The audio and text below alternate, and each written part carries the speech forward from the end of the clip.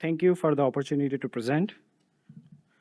Uh, I have no relevant disclosures. As you know, opioid crisis is surging worldwide across the world, and post-operative care utilizing opioids is a common gateway for increasing opioid use.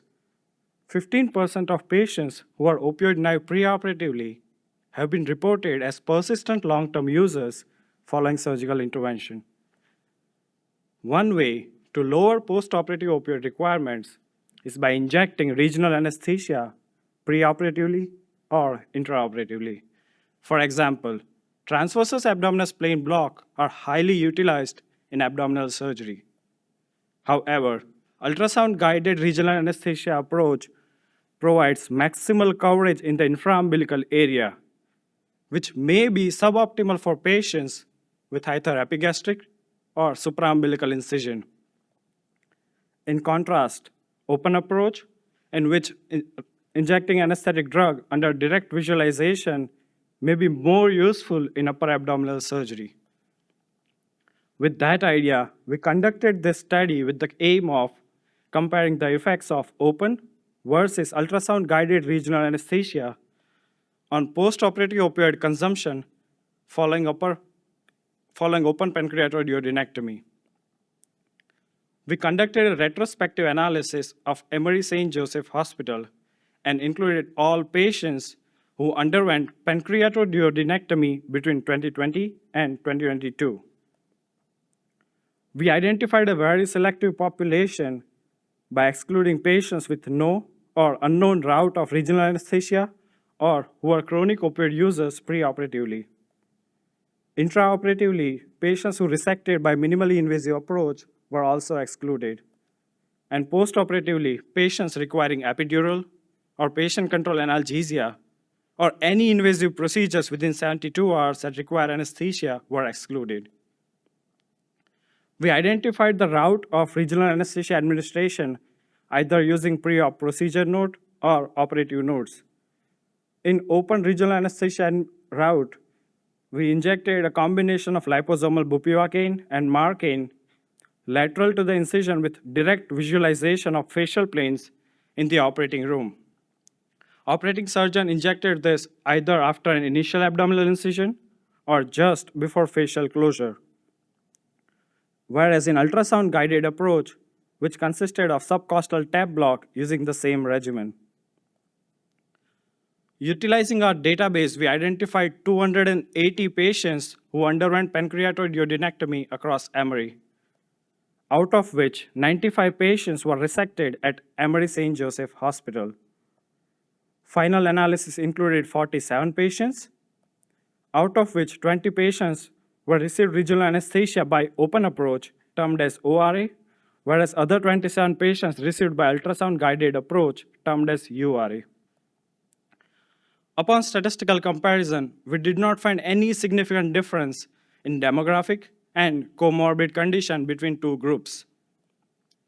Similarly, no difference in preoperative and intraoperative characteristics were noted between two groups, except intraoperative drain placement, which was significantly higher in ORA approach.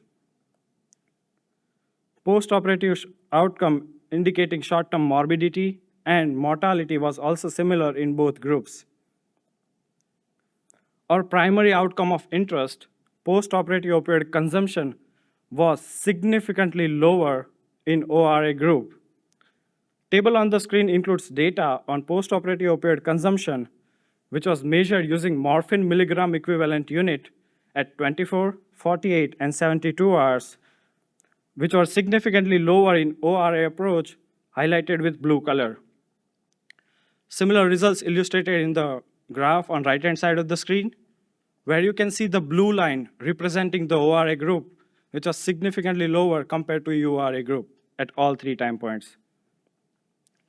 We have performed univariate analysis and identified no significant association between opioid consumption and any of the demographic factors, as well as postoperative complication was also not associated with increase in opioid consumption. 4 significant factors that were identified associated with higher opioid consumption were patients with no receipt of neoadjuvant chemotherapy, smaller pancreatic duct diameter, patients who are complicated with postoperative pancreatic fistula, and ultrasound-guided route of regional anesthesia administration approach.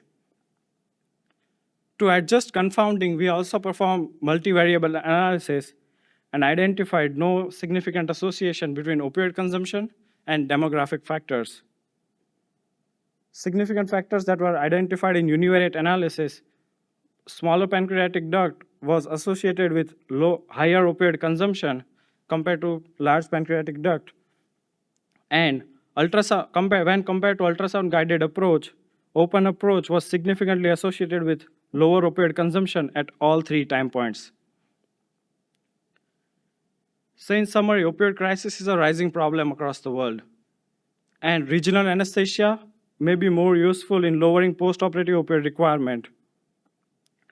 Regional anesthesia by open route may provide better supraumbilical coverage compared to an ultrasound-guided route, and is associated with lower opioid consumption, especially following upper abdominal surgery in our institution.